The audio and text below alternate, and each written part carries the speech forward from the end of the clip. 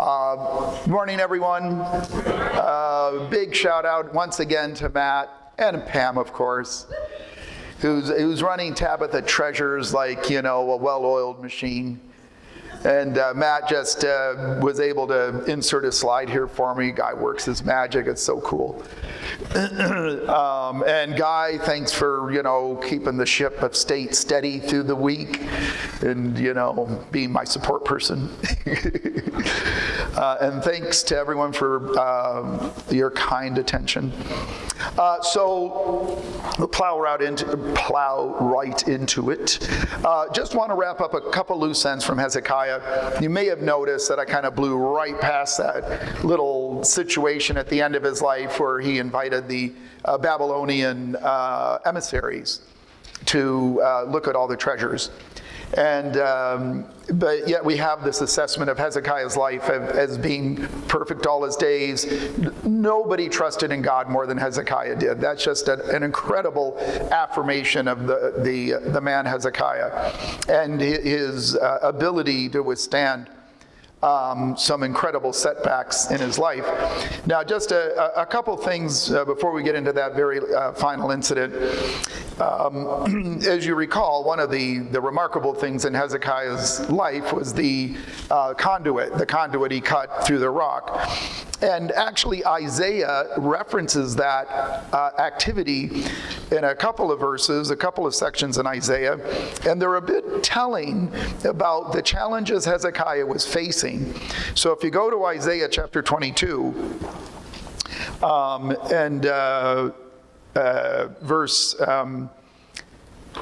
let's start at verse 7, and this is it's called a prophecy against the valley of vision, which was against Jerusalem.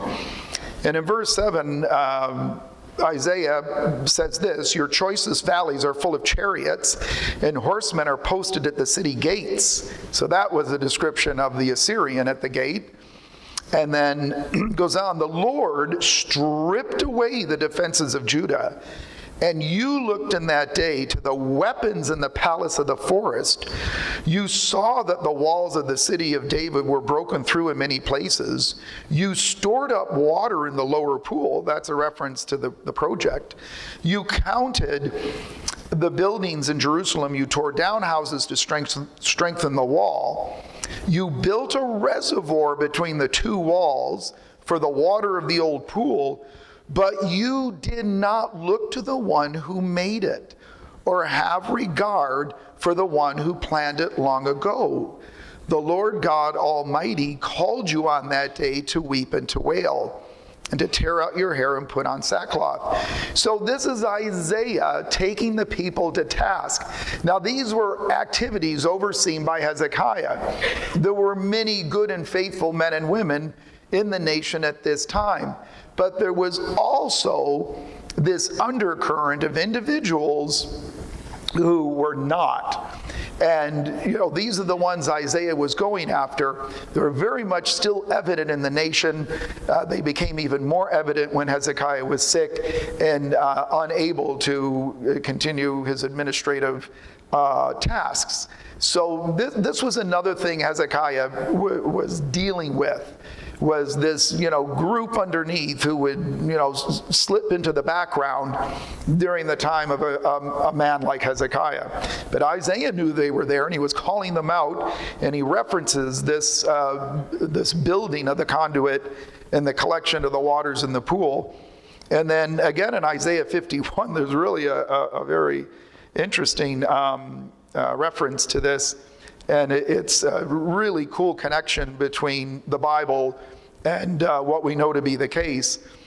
Isaiah in 51 verse 1 says, "Listen to me, you who pursue righteousness and who seek the Lord.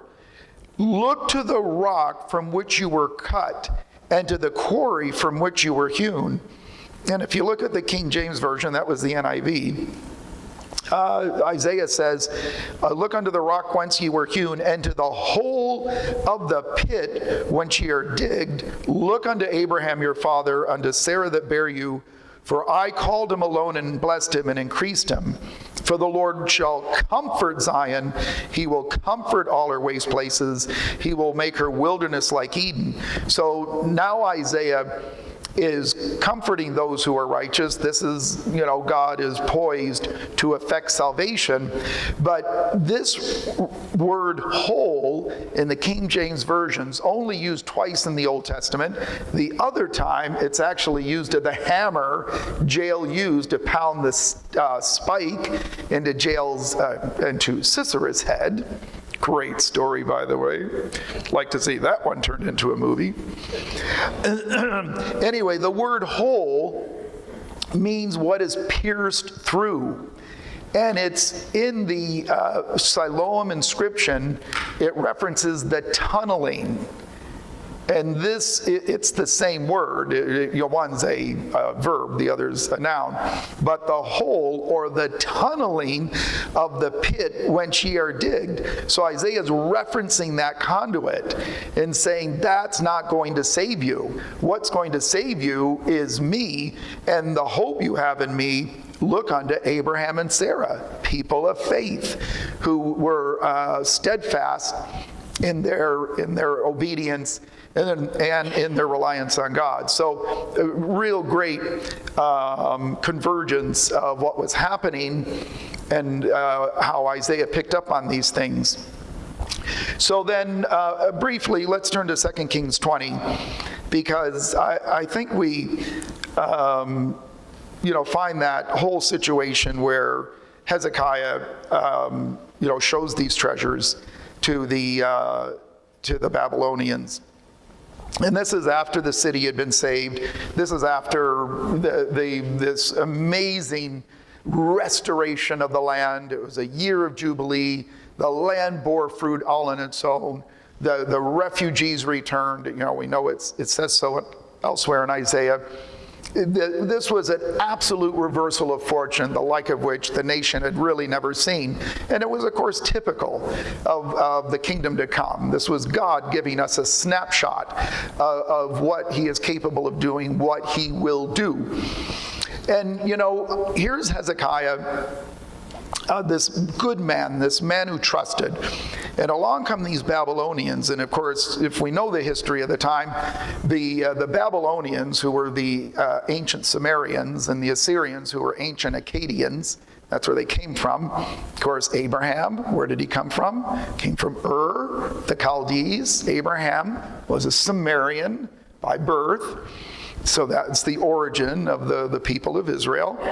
So these Babylonians come along, and Hezekiah welcomes them. He shows them everything. He's prosperous now. He's safe. He's secure. Things are going really well. And Isaiah comes along and really hammers him. Absolutely takes him to task for doing this kind of thing. And Isaiah says to him, hear the word of the Lord in 2 Kings 20, verse 16. Behold, the days come that all that is in thine house, and that which thy fathers have laid up in store unto this day, shall be carried into Babylon. Nothing shall be left, saith the Lord.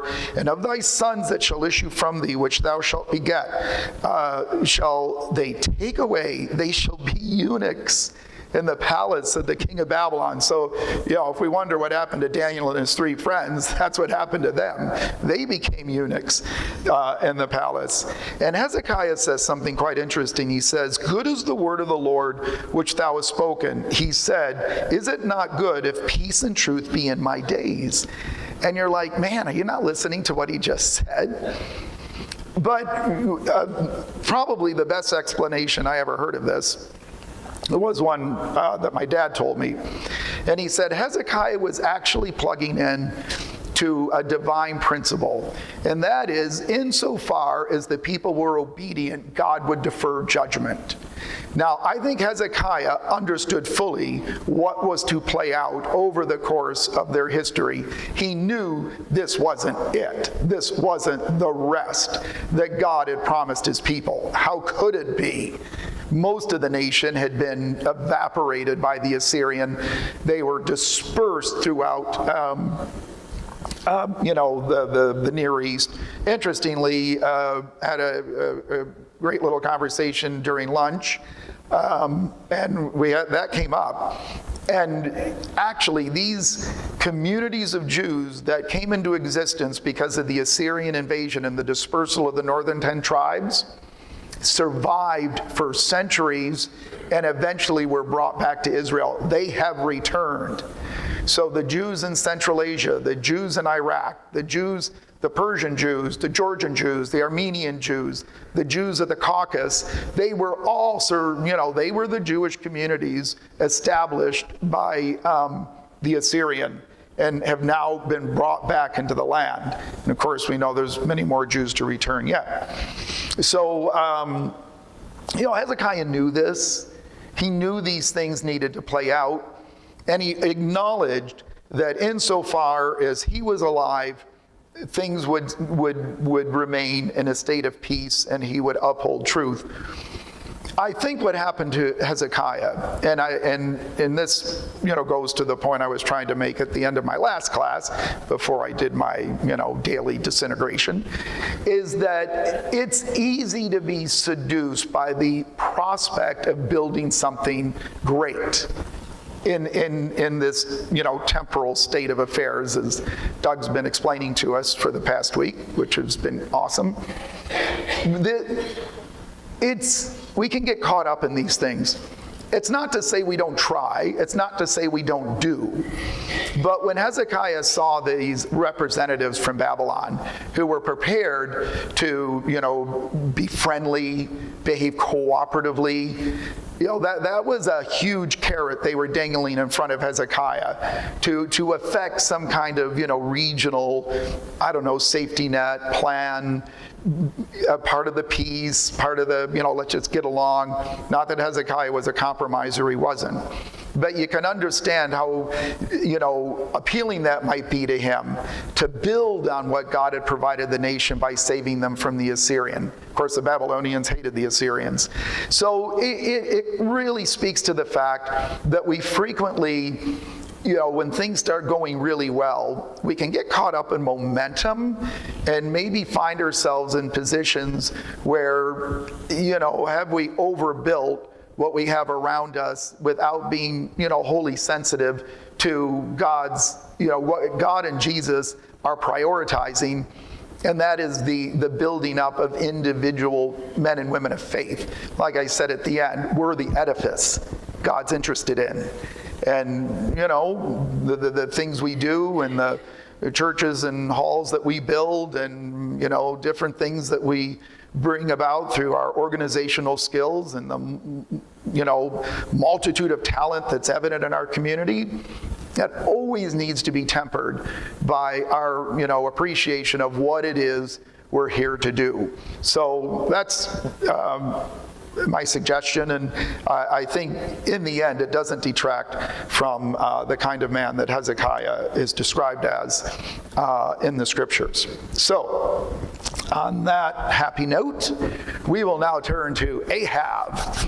And don't take this the wrong way, Ahab is one of my favoriteest Bible characters.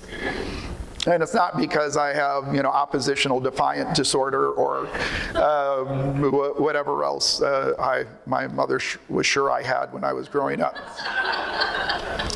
But the reason I love Ahab as a study is because I'm going to suggest to you all that he is the most misrepresented character in the Bible. All anyone remembers about Ahab is Jezebel, he was the henpecked man, and Jezebel ran him, and he did everything Jezebel said.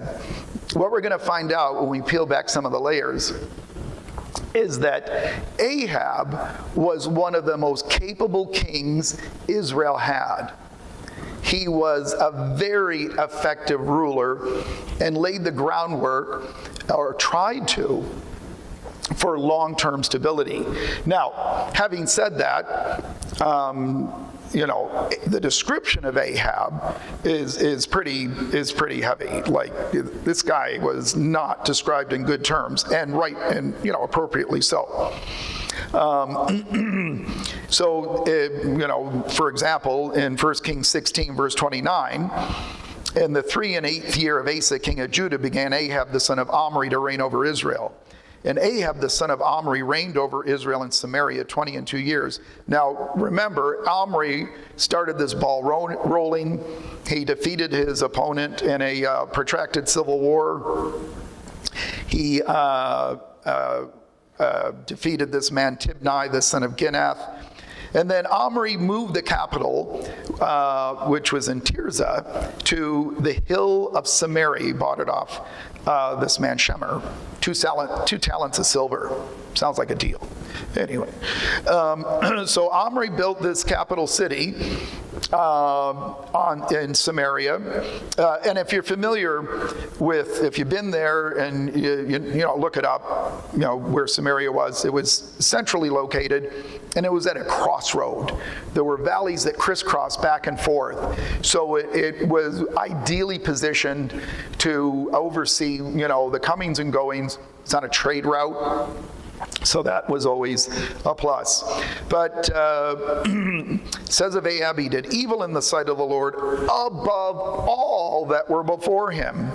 And it came to pass, as if it had been a light thing for him to walk in the sins of Jeroboam the son of Nebat, that he took to wife Jezebel, the daughter of Ethbaal, king of the Zidonians, and went and served Baal and worshipped him. And he reared up an altar for Baal in the house of Baal, which he built in Samaria. And Ahab made a grove. And Ahab did more to provoke the Lord God of Israel to anger than all the kings of Israel that were before him.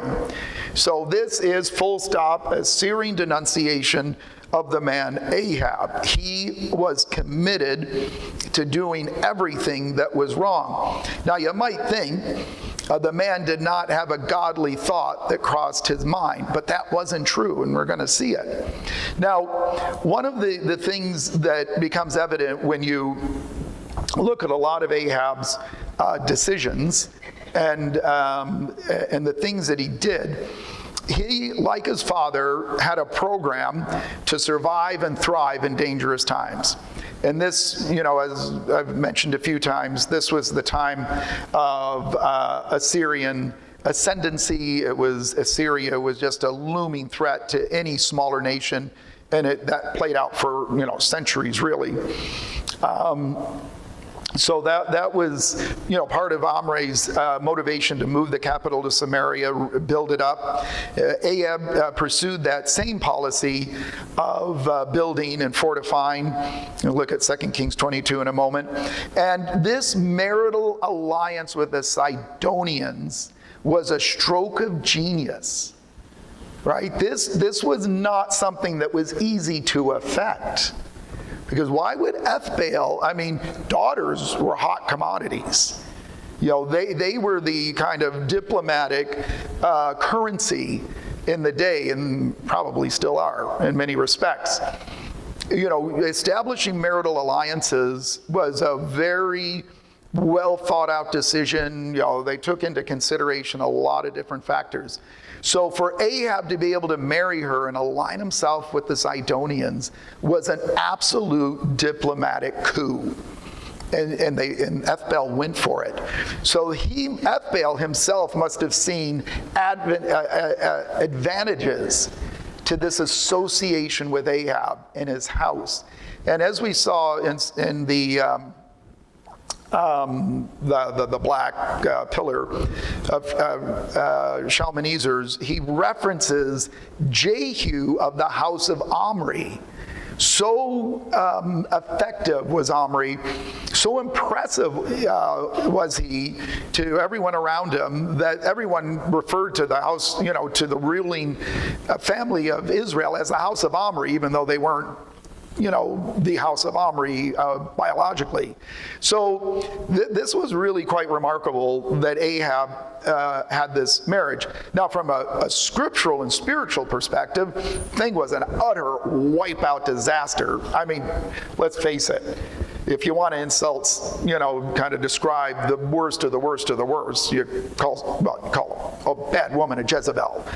That, you know, that's just how it goes. She just stands out as an absolute nightmare of wickedness, and she was. as we know, her name's picked up and used later. So anyway, here's Ahab, here's Jezebel. He's got this program. Just turn to 1 Kings 22, and we have this little comment about Ahab, which is pretty cool. It says it when he died in 1 Kings 22, verse 39. Now the rest of the acts of Ahab and all that he did, and the ivory house which he made, and all the cities that he built, are they not written in the book of the Chronicles of the Kings of Israel? So, just a very incidental passing comment about, something Ahab did. And lo and behold, and Matt, like amazing dude, rock star ever, was able to extract this picture that I wanted put into my series. This just happened a few minutes ago. It's like crazy. Anyway, between 1908 and 1930, make sure it's up there behind me, 1935, excavators found 12,000 pieces of ivory in what's been identified is the palace Omri built in the ruins of Samaria.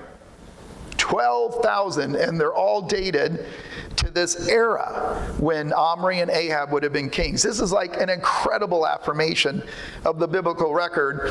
And when you look at the details of these fragments of ivory, they all celebrate. It's all Egyptian motif. There's just a ton of Egyptian motifs.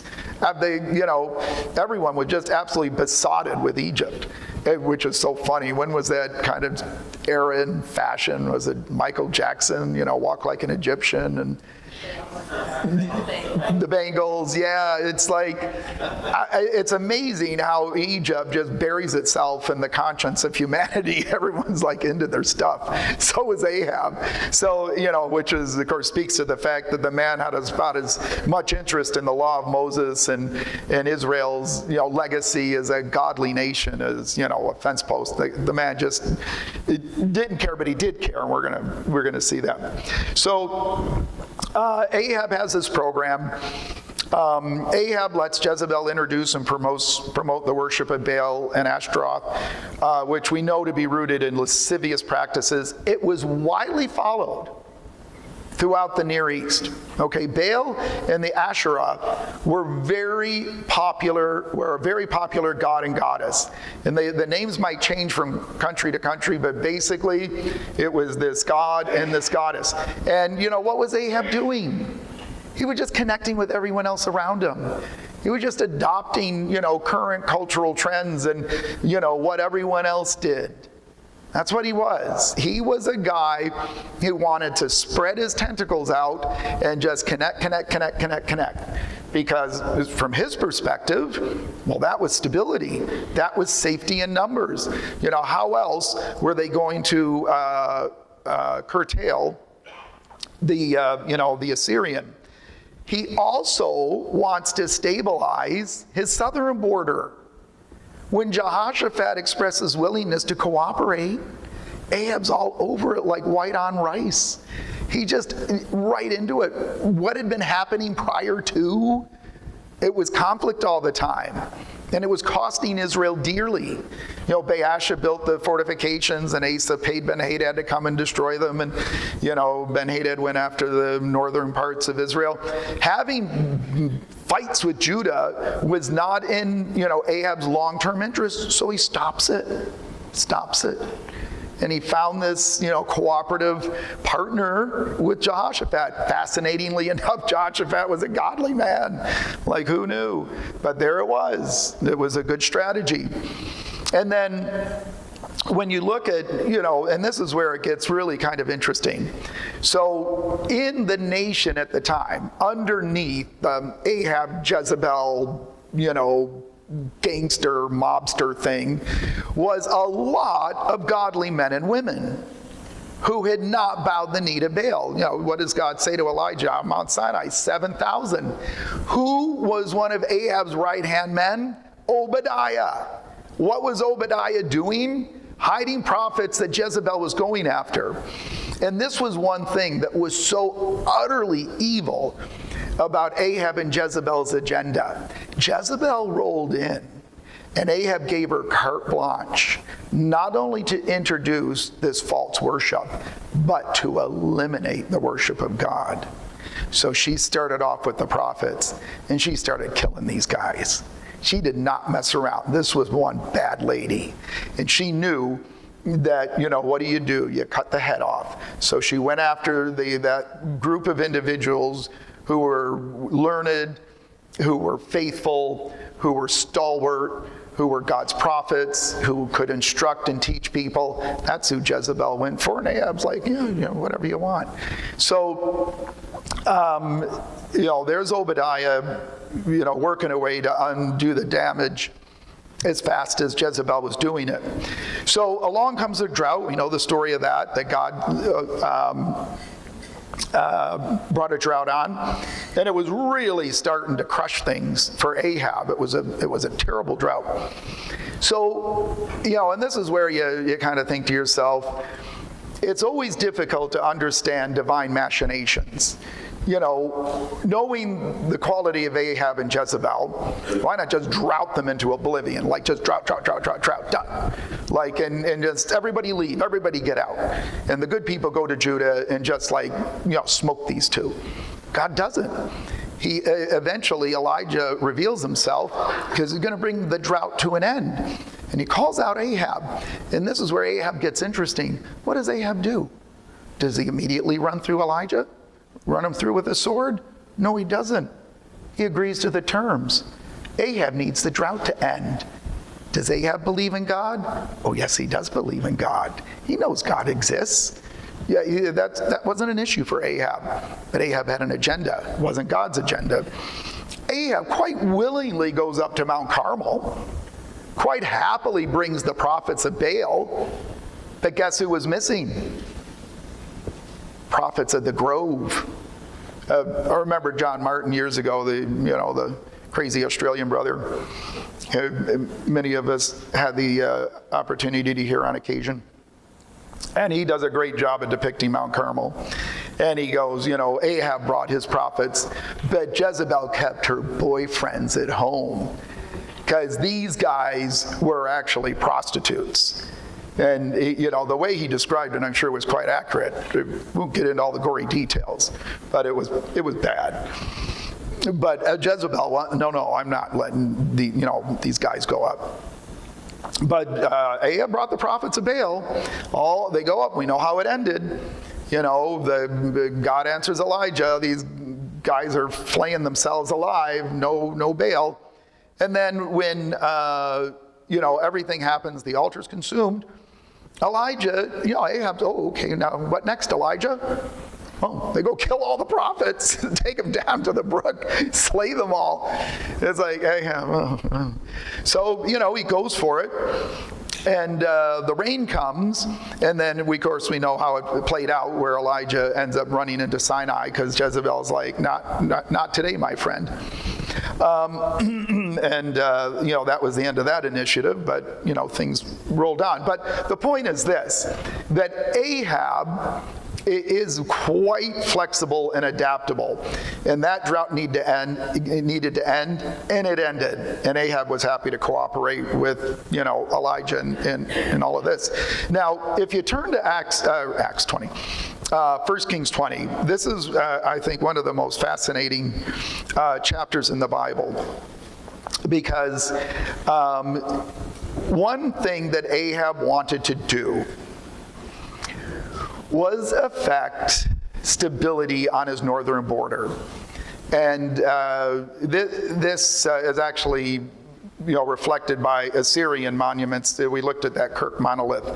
But, when you look at the geopolitical tensions of the Bible times, they're almost identical to what's going on today. With the, interchange, Egypt, Jordan, Syria, Lebanon, all the players are there. Nothing's changed. I mean, how you haven't seen someone in 20 years. How you doing? Oh, nothing's changed. Well, try 2,000 years. Nothing's changed. That's like, didn't miss anything. So Ben-Hadad, the king of Syria, gathered all his host. And there were 23 kings. And I'm going to read this in the NIV because they actually weren't kings. They were kind of local chieftains. Well, it says 22 kings in the NIV as well, but they weren't. So he sends emissaries to Ahab, verse 2. This is what Ben-Hadad says: your silver and gold are mine, the best of your wives and children are mine. The king of Israel said, just as you say, my lord, my king, I and all I have are yours. Now you might think, for a guy with an agenda, what are you doing? Like, what are you saying? Well, this was kind of diplomatic speak for saying, I'm stronger than you at the moment. You're going to, kind of roll with me. And, maybe pay me some tribute. And, acknowledge my, supremacy. Ahab's like, okay, I'll do that. Actually, Ahab wanted Ben-Hadad in power. Ben-Hadad was unifying Syria. Ben-Hadad was creating a very strong bulwark between them and Assyria. That's what this was all about.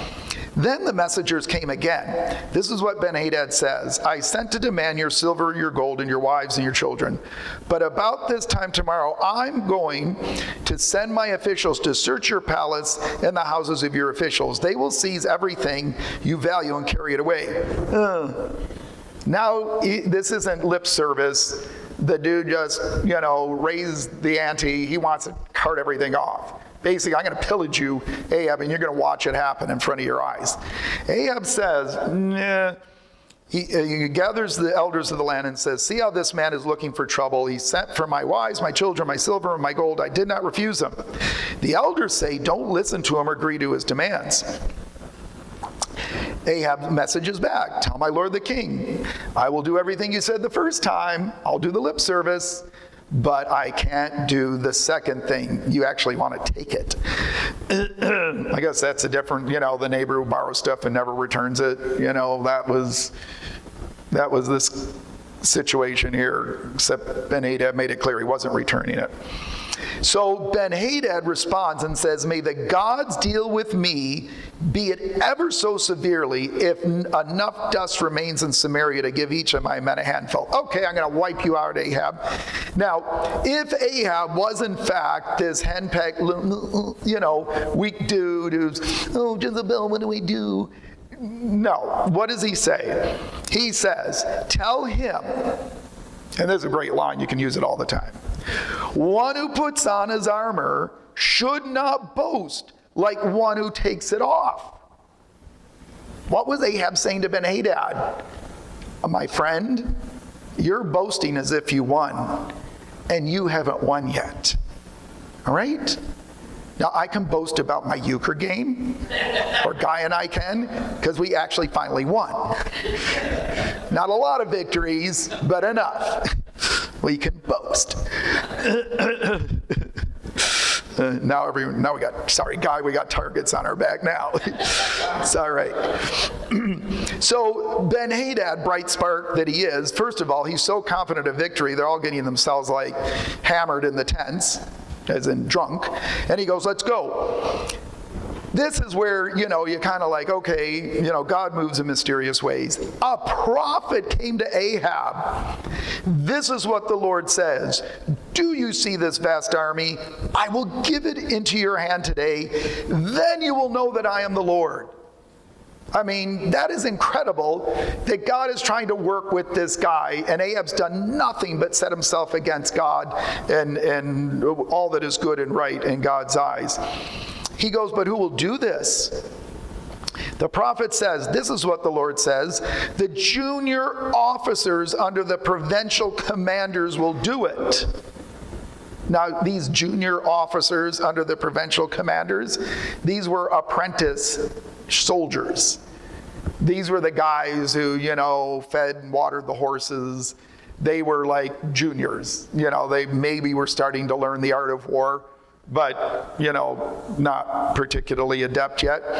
And Ahab goes, well, who will start the battle? The prophet says, you will. So the prophet is telling Ahab to get out in front. Turns out 232 junior officers. He's going to go lead the charge. And Ahab goes, okay, I'll do it. It's fine. I believe you. The man believed him. Like, go figure. So Ahab goes out, and then the rest of Israel, 7,000.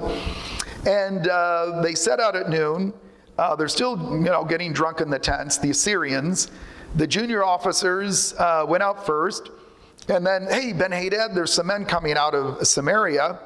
And he was just so confident. He goes, verse 18, if they come out for peace, take them alive. If they've come out for war, take them alive. Don't take them seriously. So out they come, and these, 232, young men immediately kill the guy sent up against them. So that just starts off this amazing victory. And the battle goes in Israel. It goes Israel's way. The Arameans, the Syrians, they flee. Israel in pursuit. And it says in verse 21, the king of Israel advanced and overpowered the horses and chariots and inflicted heavy losses. So the prophet, after this victory, says, strengthen your position and see what must be done, because next spring he's coming back. The king of Syria will attack you again. So what happens, and if, we do blow by blow here, but the Syrian, now Ben-Hadad actually replaced these 32 party guys with serious military commanders, reforms his army, and he does reinvade. And again, God blesses Ahab, and even though he's still woefully undermanned, and they will, and he, has a great victory over the Syrian. Now, this is where Ahab goes sideways. And this is really quite a remarkable interchange. So in verse 30, and Ben-Hadad fled to the city and hid in an inner room. His officials said to him, look, we have heard that the kings of Israel are merciful. Let us go to the king of Israel with sackcloth around our waists and ropes around our heads. Perhaps he will spare our life. And they do this. They go to the king of Israel and said, your servant Ben-Hadad says, please let me live. What does Ahab say? Is he still alive? He is my brother. Only in the Middle East. The men took this as a good sign and were quick to pick up his word. Yes, your brother Ben-Hadad, go get him. So what Ahab does is, instead of building on this victory God gives him, as soon as Ahab is in a place of security and it's got the upper hand, he pivots back to the agenda. And the agenda is a unified Syria to the north to act as a bulwark against the Assyrian. And he effects a treaty between himself and Ben-Hadad and the Syrians. But the prophet's not done with Ahab. God says, right, okay. I'm sure God knew this was going to happen. But in verse 35, the word of the Lord comes, one of the company of the prophets says to his companion, strike me with your weapon. He refused. A lion, God used lions a lot. Lion came along and killed him. So fascinating how many lions there were in the land of Israel in the ancient times. Anyway, not anymore. It's okay. The prophet found another man and said, strike me, please. The man realized the other guy got eaten by a lion. He hit him hard, wounded him.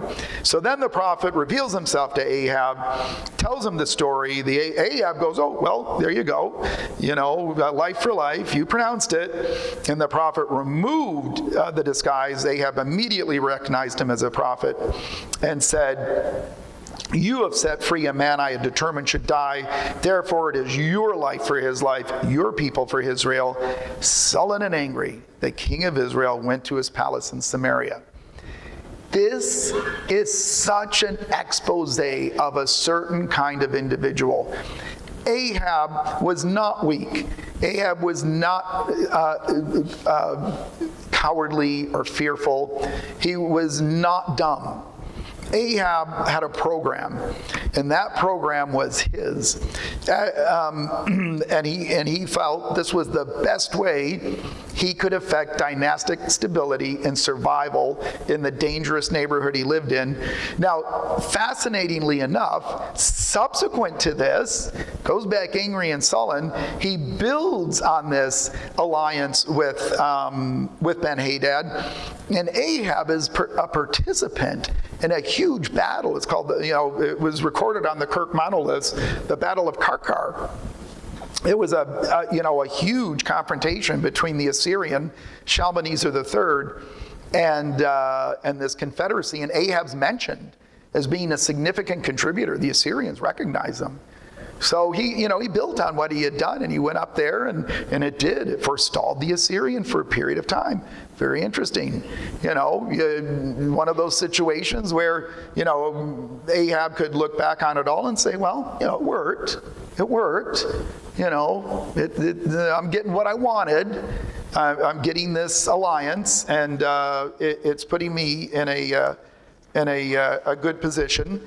And so he goes and he has this fight, and the Assyrian is beat back. And in fact, and I need to correct something, I did say that Tiglath-Pileser was the first monarch of the Neo-Assyrian Empire. It's not true. It was a few monarchs earlier than that. Shalmaneser is the second king in this, second or third king in this resurgent period. What's interesting when you look at the biblical record and mesh it with the Assyrian is between Shalmaneser III and Tiglath-Pileser III, it's a period of instability and unrest in Assyria. That is when Jonah was sent. During the time of Jeroboam II. Why was Jonah so resistant to saving these people? Because he knew they had already been, they've been bad actors. They were going to be bad actors again. There was this period where there was a lot of infighting. There was a lot of dispute over who should reign. And it was during this time period that God sends Jonah to save these guys. And they do. God saves them. And it's no wonder Jonah was so, But again, that's just another story and another example of what God, how God moves in the nations and in people's lives, and as we've been told by Keith and by Doug, hopefully a little bit by me. In the end, there's what's unknowable is unknowable. It becomes a matter of trust, and who are you going to trust? Are you going to look back over however many thousands of years of human history and put your trust in the machinations of men? I hope a little bit of reflection, the conclusion is no. That's a train wreck. Human history is a train wreck. And the body counts beyond comprehension. It's just a monstrosity of horribleness. That's us, left to ourselves. So there is a better way, and there is a conclusion to the matter which is coming soon. Now, just one little final mention about Ahab. The battle where he loses his life is a kind of an interesting situation. And here's this silliness. I lost my, anyway. So Isaiah, 1 Kings 22, that's the battle that Jehoshaphat comes up and meets up with Ahab. That's the famous story with the false prophets and Micaiah the good prophet and Jehoshaphat saying, "Let not the king say so." And it was actually a battle between Ahab and his Syrian allies, which is, again, interesting. These guys would be friends one minute and fall out the next. So at this particular point in time, the Syrian was once again pushing into Israel, and Ahab went to defend himself. One of the things he wanted to do was he wanted to retake Ramoth Gilead, which was on the heights. That was one of his objectives. And it was on the King's Highway. It was a desirable place to have, and he had lost control of it to the Syrians. So anyway, there's this battle. Ahab goes in disguise. Remember the story. Goes, oh, hey, Jehoshaphat, wear your kingly robes. I'm going to go in as a disguise. Now everyone's like, oh, there's Ahab being all cowardly. Actually, Ahab was a marked man. They wanted him, and they wanted him bad, which spoke more to the fact that he was successful at what he did than that they were, trying to just kill him because. So Ahab, we know the man pulled an arrow at a venture, and it hit Ahab. Ahab said, "Prop me up in the chariot. Don't take me out. Or at least take me to the back lines, but prop me up in the chariot." And he died in his chariot. Now that's pretty incredible. The man was brave, and he was courageous. And he stayed there to the bitter end. And of course, we haven't looked at that story about Naboth and his vineyard, which is, one of the saddest, most devastating stories in the Bible. This good man Naboth, good man, there he was, right next to Ahab's palace. Ahab wanted the vineyard, and we know how it all played out. And that's where Jezebel kind of plays her part, and where we, create this image of Ahab as this, henpecked guy. But he's not. He's not. Ahab was reluctant to do something that he knew might not be quite the right thing, for whatever reason at that moment in time. But he let Jezebel do it. But the point is this, that Ahab is another example of a person who believed in God and occasionally listened, but would not forsake their own vision. And I think, brothers and sisters, when we look at those who remained attached to God's vision versus men like Ahab, and there's many other examples, Jeroboam, of course, Jehu, the list goes on, would not forsake their vision of how they thought things should go. And that's a seductive tendency we all struggle with. We can create a destiny and a purpose and an end and quite often we talk ourselves into thinking it's great. This is the best thing for everybody. My idea is so amazing. I'm going to improve everybody's life. And to affect the vision, we start compromising things. We start doing things that aren't right. We can resort to unkindnesses. We can be insensitive. We can start getting callous. What we can do? We can open our Bibles and start selectively picking out verses that support the thing we want to do or we want everyone else to believe. That's not how it works. It's not what God's called us to. We adopt His vision. We make it ours, not the other way around. And we don't harness the resources around us to make sure, what we want to have happen gets done. I mean, if everyone works together and we do great things, great. But remember the objective. It's to affect the best possible outcome for individuals. And not get caught up in, something that we think is going to be great, marvelous, wonderful, and last forever. Nothing does. What lasts forever is God's kingdom, and we're not there yet. So thank you very much for your kind attention.